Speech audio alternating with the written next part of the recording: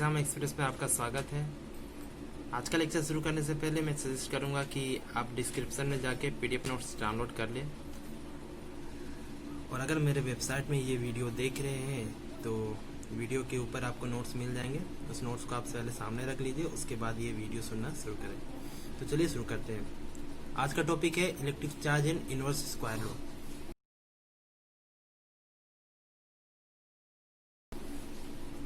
सबसे पहले समझते हैं इलेक्ट्रिक चार्ज क्या है।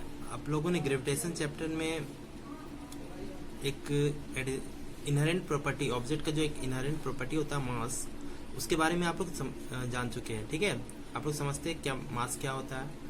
आप लोगों ने देखा था कि यूनिवर्सल ग्रेविटेशन लॉ के अनुसार कोई भी दो ऑब्जेक्ट एक दूसरे पे हमेशा एक अट्रैक्टिव फोर्स लगाता है, अट्रैक्टिव फोर्स हर केस में, और वो जिस प्रॉपर्टी के कारण होता है उसको हम लोग मास कहते हैं। आप लोगों ने ये ग्रेविटेशन के चैप्टर में पढ़ चुका है प्रीवियस क्लासेस में। अब हम देखेंगे कि जब ये एक यूनिवर्सल लॉ है, यूनिवर्सल ग्रेविटेशन लॉ, तब ये दो इलेक्ट्रॉन के लिए भी वैलिड होना चाहिए, है ना, क्योंकि यूनिवर्सल लॉ तो ये बोलता है कि कोई भी दो ऑब्जेक्ट हमेशा एक दूसरे को अट्रैक्ट करते हैं। लेकिन जब हम देखते हैं कि दो इलेक्ट्रॉन्स को एक दूसरे के सामने लाया जाता है तो वो एक दूसरे को रिपल करते हैं। रीजन क्या है? तो यहाँ पे एक और प्रॉपर्टी, एक और इनहेरेंट प्रॉपर्टी पार्टिकल का सामने आता है, जिसको हम लोग इलेक्ट्रिक चार्ज कहते हैं। जैसे कि अब हम लोग ऐसे समझ सकते हैं कि किसी भी ऑब्जेक्ट के पास दो तरह का प्रॉपर्टी है। एक ग्रेविटेशनल प्रॉपर्टी जिसको मास कहते हैं, जिसके कारण कोई भी ऑब्जेक्ट किसी अदर ऑब्जेक्ट को अपनी ओर खींचेगा, ठीक है, और एक है ये इलेक्ट्रिक चार्ज। इसका कुछ अलग बिहेवियर होता है। इसका बिहेवियर कुछ इस टाइप का है कि उन्हीं चार्ज पार्टिकल को खींचेगा जिनका चार्ज उसके नेचर से अपोजिट हो। कहने का मतलब आप लोग प्रीवियस क्लासेस में ये पढ़ चुके हैं कि इलेक्ट्रिक चार्ज दो टाइप का होता है, नेगेटिव और पॉजिटिव। तो अगर नेगेटिव चार्ज है तो वो पॉजिटिव चार्ज को अपनी ओर अट्रैक्ट करेगा, और अगर नेगेटिव चार्ज के सामने हम नेगेटिव चार्ज को लाते हैं तो वो उसको रिपल करेगा, मतलब दोनों पार्टिकल एक दूसरे को रिपल करेगा। तो ये प्रॉपर्टी कहलाता है electric charge.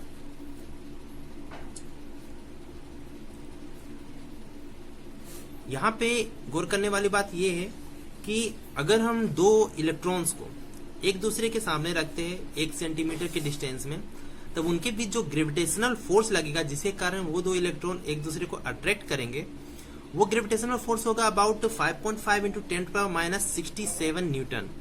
5.5 into 10 to the power minus 67 Newton.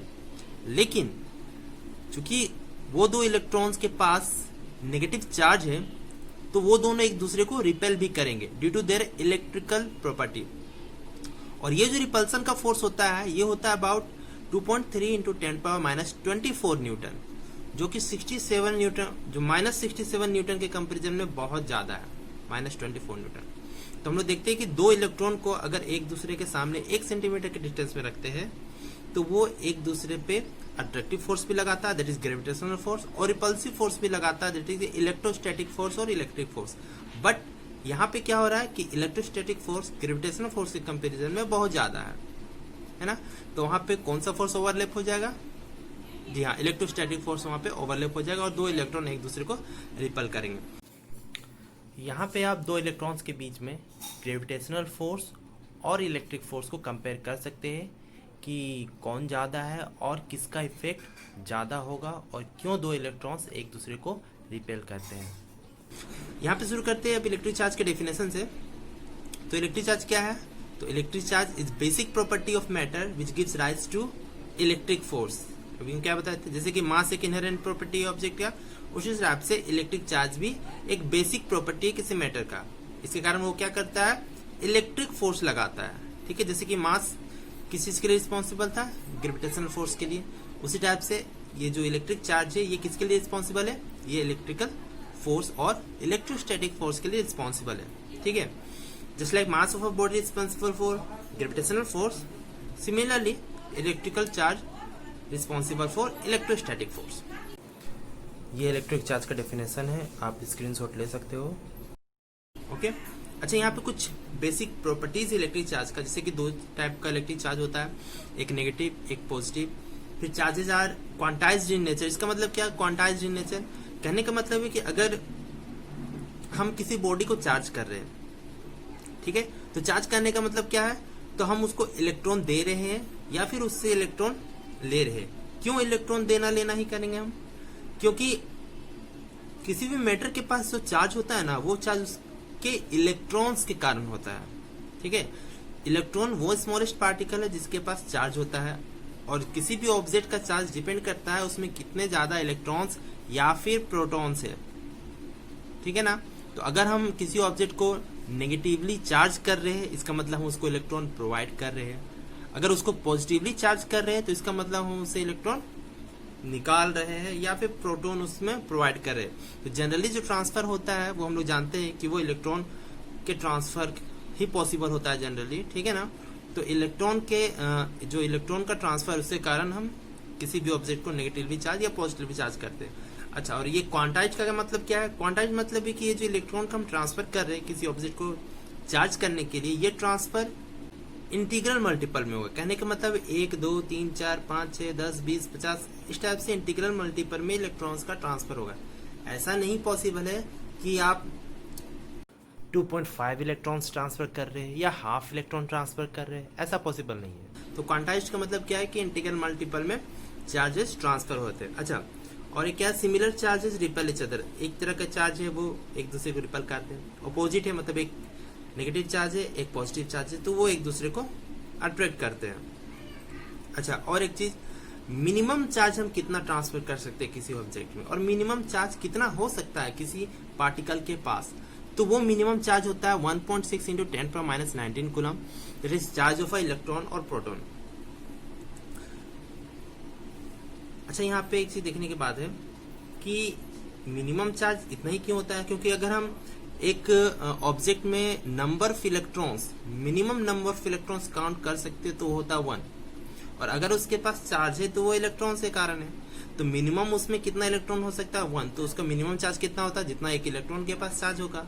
तो वो चार्ज कितना होता है, तो वो चार्ज होता है -1.6 इंटू 10⁻⁹ कूलम, ठीक है, उतना चार्ज है उसके पास। और अगर हम वहां से और किसी पार्टिकल, और कोई पार्टिकल है वो न्यूट्रल है, हम उसमें से एक इलेक्ट्रॉन को निकाल लिए, ठीक है, बाहर निकल लिए, तो वो पॉजिटिवली चार्ज हो गया। कितना, जितना एक इलेक्ट्रॉन का चार्ज हम लेके बाहर निकले उतना ही वो पॉजिटिवली चार्ज हो गया, ठीक है। तो जो मिनिमम चार्ज किसी भी पार्टिकल या ऑब्जेक्ट में पॉसिबल है वो होता है 1.6 इंटू 10⁻⁹ कूलम, और इलेक्ट्रिक चार्ज का SI यूनिट होता है कूलम, और इसको कैपिटल C से डिनोट करते हैं, ठीक है। नेक्स्ट है Coulomb's inverse square law. Coulomb's inverse square law क्या बोलता है? इसको कूलम्स इनवर्स स्क्वायर लॉ भी बोल सकते हैं, और Coulomb's law of electrostatic force भी कहा जाता है। ये बताता है कि अगर दो चार्ज पार्टिकल है किसी भी वैल्यू का,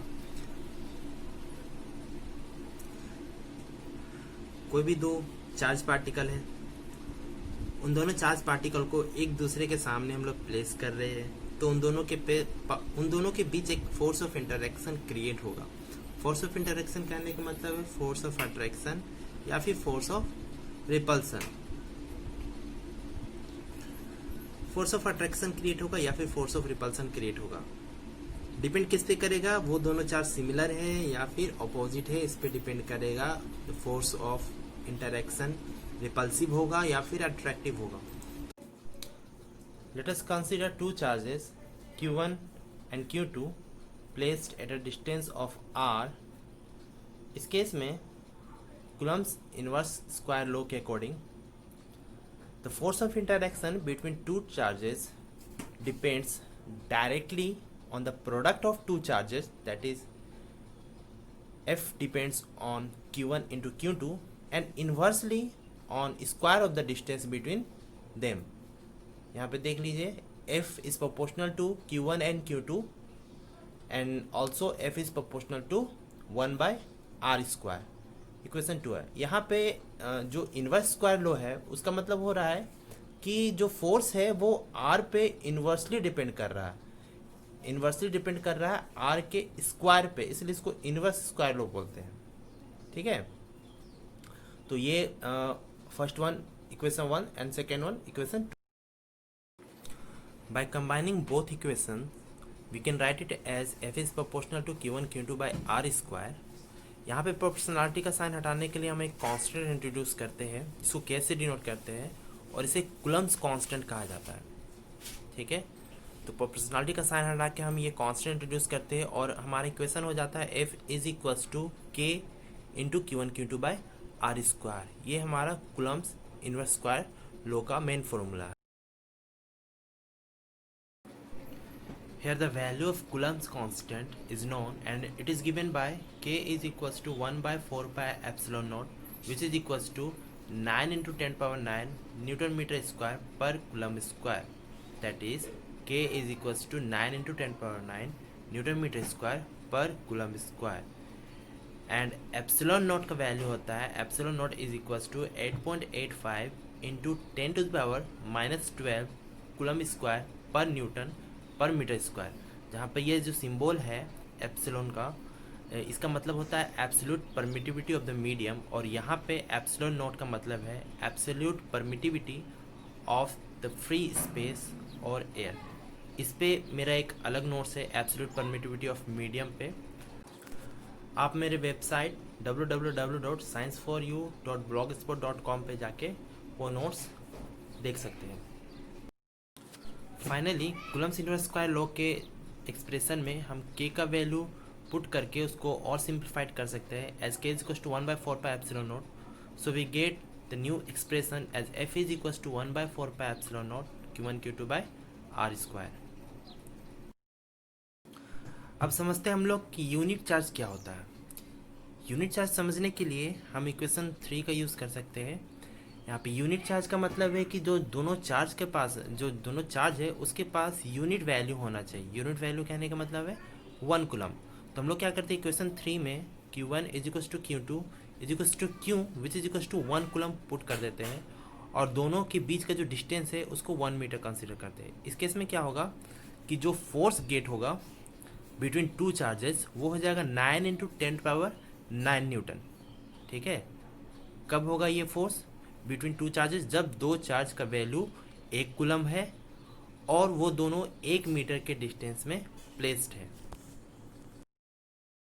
ठीक है, तो हम लोग यहाँ पे यूनिट चार्ज को डिफाइन कर सकते हैं as unit charge in SI is that much charge which when placed in vacuum at a distance of 1 meter from an equal and similar charge would repel it. Equal and similar charge would repel it with a force of 9 into 10 power 9. यहाँ पे similar charge मतलब क्या है? मतलब एक जैसा charge, दोनों या तो पॉजिटिव है या तो नेगेटिव है, तो दोनों रिपल कर रहा है। यहाँ पे देखिए हम वर्ड में रिपल इसीलिए यूज हुआ है क्योंकि डेफिनेशन में सिमिलर चार्ज यूज हुआ है। ठीक है, नहीं तो वहां पे केवल अगर सिमिलर चार्ज यूज नहीं होता, बस इक्वल मैग्नीट्यूड का बात होता, तब वहां पे इंटरैक्शन आप लोग यूज कर सकते थे या फिर रिपेल और अट्रैक्शन करके वहां पे आप लोग यूज कर सकते थे। तो ये टोटल नोट्स था इलेक्ट्रिक चार्ज और इनवर्स स्क्वायर लॉ का। आप लोग नोट्स देखिए और जो भी डाउट है आप लोग कमेंट्स में कमेंट कर सकते हैं। और absolute electrical permittivity of free space से रिलेटेड भी एक नोट्स मैंने अपने वेबसाइट पे डाल रखा है, आप लोग वहाँ पे जाके पढ़िए। कुछ नहीं समझ आ रहा तो आप लोग उस पर क्वेश्चन कर सकते हैं। Thank you.